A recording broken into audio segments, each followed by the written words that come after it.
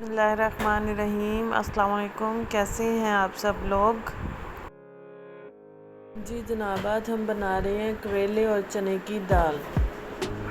मेरे पास आधा किलो करेले हैं। इनको मैंने बहुत बारीक बारीक काटा है, इनका छिलका नहीं उतारा है। और 1 कप के करीब जो है वो मैंने चने की दाल ली थी, इसको मैंने बॉईल कर लिया है। अब करेलों को हम उस वक्त तक फ्राई करेंगे जब तक ये गोल्डन कलर के नहीं हो जाए।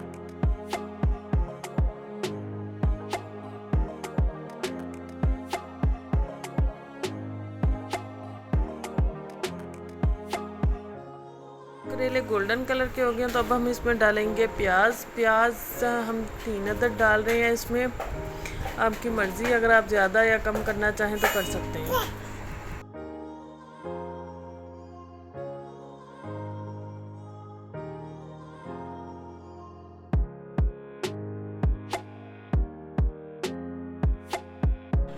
अब हम इसमें डालेंगे पेस्ट जो कि है टमाटर, हरी मिर्च और लहसुन की, और इसको थोड़ी देर भूनेंगे।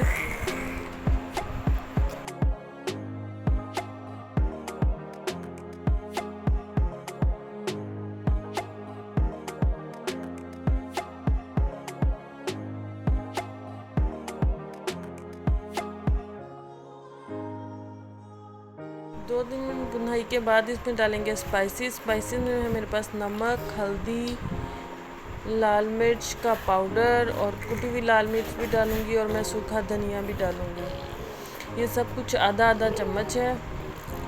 मिर्च और नमक आप अपने हिसाब से डाल सकते हैं।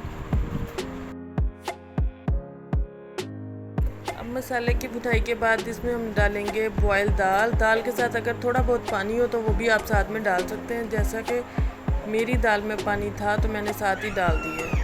अब इसको 2-3 मिनट ऐसे चम्मच चलाने के बाद हम लगाएंगे दम 15 मिनट के लिए।